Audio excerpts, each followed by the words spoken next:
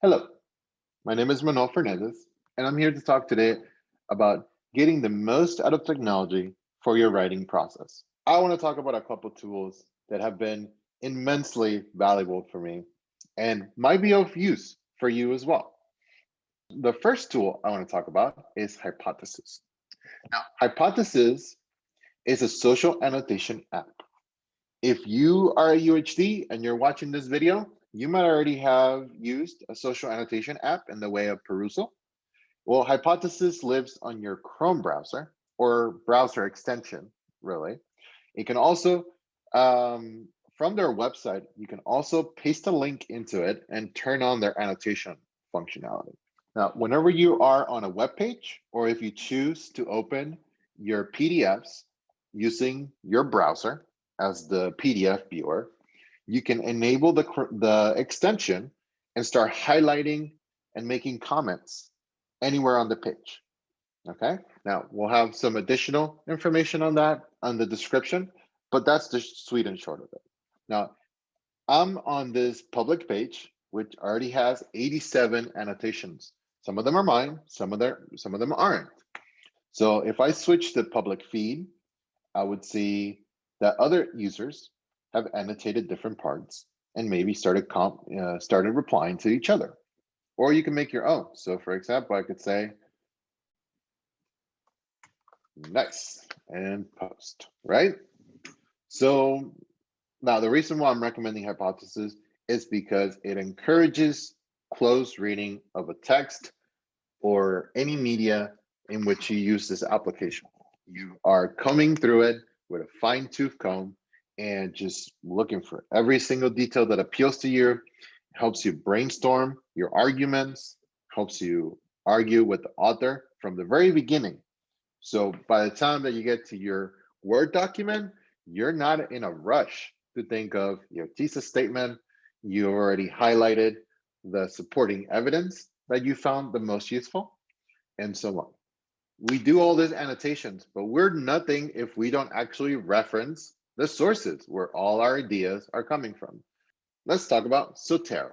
As the website says, is a free, easy to use tool to help you collect, organize, cite, and share research. Now, we can talk about the Zotero Bib alternative, which if you're in a bit of a rush, or if you just want to give this a try without having to install anything on your computer, you can go to Zotero.org and try their Zotero Bib application. It'll take you to a page where you can enter the URL, ISBN, or DOI for the citation that you're wanting to create. You can select also from the drop-down menu what type of style you want to use, okay? Once you've selected it, you can go ahead and put that information in and click Cite, or you can enter a manual entry. So you can type in the book title, you can type the author, the series number, the volume, number of volumes, etc. Right? Click Done, and then you'll have your citation. Now, I'm a big fan of the one that you can download, which is what we're going to go ahead and do, and then demonstrate how it works. So you would click on download, and it'll take you to the page for the download process. It will instantly recognize what operating system you're using. In my case, I'm on a Mac, but if you're Windows, you can download the Windows option, Linux 64-bit, by clicking the download button once it recognizes what operating system you're using. I am also a big fan of the Chrome connector, and we'll get to that later. But once you download it, you'll install it using the file that was saved to your computer. And I'm going to do the cool thing that cooking shows tend to do, and just jump to the already prepared piece of food that they just recently stuck into the oven. This is actually my personal library reference papers that I've used throughout my year and a half of graduate school. So as you can see, I have research papers, PDFs, I have book chapters, I have entire books, I have web page annotations, etc. Right? So you have multiple ways to bringing in content into your Zotero library. As I mentioned, you have the Zotero connector. So if, for example, I went to this website, having installed the Zotero connector, I could click here and select, I want to save this to my library. If you create multiple folders, you can also choose which folder you want to include it in. And I'm going to call this Community of Learning as a tag. So if I wanted to use that tag, I could find it much faster, right? So that would save to your library without having to download the page as a PDF or anything along those lines. And then I would go to my library and start typing, just the resource. And there it is. There's the snapshot that we just saved to my computer. Now, that is one way of using the Zotero using the Chrome or browser extension. There's other ways to adding documents to your Zotero program. You can, for example, use the magic wand and enter the ISBN or DOI, very similar to the Zotero bib option. Additionally, you can select to add manually the type of references that you're looking to manage in this citation library. So I could click on book, and it'll give me an empty section where I can start typing book title, the author's name, abstract, etc. I could select to do a journal article, newspaper, document, etc. I can obviously click on more and look at a bunch of other options, right? So you can manage pretty much anything. Additionally, you can click on link to file and it'll browse your computer. So for example, if I want to go ahead and select this PDF, I click on that one and it will give it to me, right? It'll find that information if it's able to and start putting in the title, the author, additional author, if there's any, where the publication happened, what volume, etc.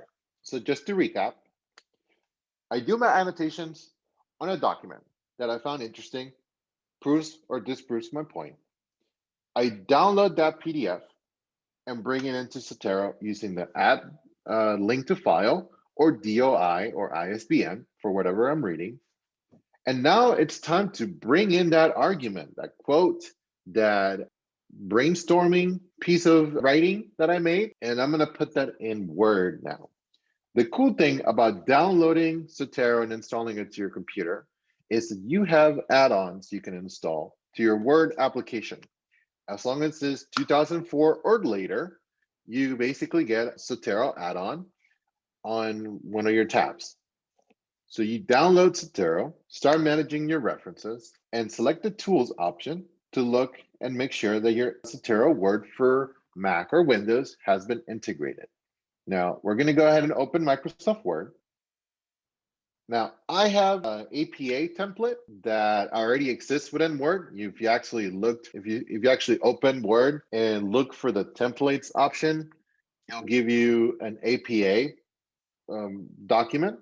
And I've modified it to reflect my classes, the way that my professors like to use the APA formatting. So I'm going to go click on this one here, and it's going to open up a template document where I would start putting all my information and my ideas. So we're not going to worry about the front cover page. We're simply just working with how to add citations after you've worked on your paper. Okay, so we're gonna assume that there's already some information here that I want to cite. Nobody wants to see me write a paper from the very beginning. So we're just gonna hypothetically say this is a statement backed up by some evidence. You should have an add-on on the top tabs that says Zotero. So I click on that and it's gonna give me multiple options, but the one I'm interested in is add edit citation. So when I click on that, it's going to take me to this little view. And you have two options. You have keep sources sorted, and we'll get to that, what that means. And then classic view. Now, I'm familiar with the, I like to call it the minimalist version. So if I started typing, say, Ertmer, it will give me whatever papers have that person as an author. So I'm going to select this person, this specific paper. And it gives me the in-text citation. Now, I want to include the page right? I'm gonna type in p.5 and press enter. So if this was in-text citation that was included for a quote, then that's how you do that. So let's say for this paragraph, we had an argument that we want to back up by multiple sources. I'm going to click on add edit. And again, you have the option of the minimalist or keep authors or sources organized, right? I could start typing the author for multiple papers. For some reason, this same person twice. Now, another option is to select classic view, where I basically get my library view, and I can start moving items from this area to the right. So say I have 4 sources that all back up my statement, and I can click on OK, and boom. Now I have this paragraph is backed up. This paragraph is backed up by Ball, the Young, Ermer, and Newby. Multiple sources, right? So the same can happen all throughout this document. I can put citations in the middle of sentences, at the end of sentences, etc. Now, let's say you're done writing your paper and we have all these in-text citations. Pretty cool, huh? Now, what do? Do we just go ahead and write them all manually? No. All we have to do is go back to the Zotero tab, click on Add Edit Bibliography, and it will automatically pull the information from the in-text citations.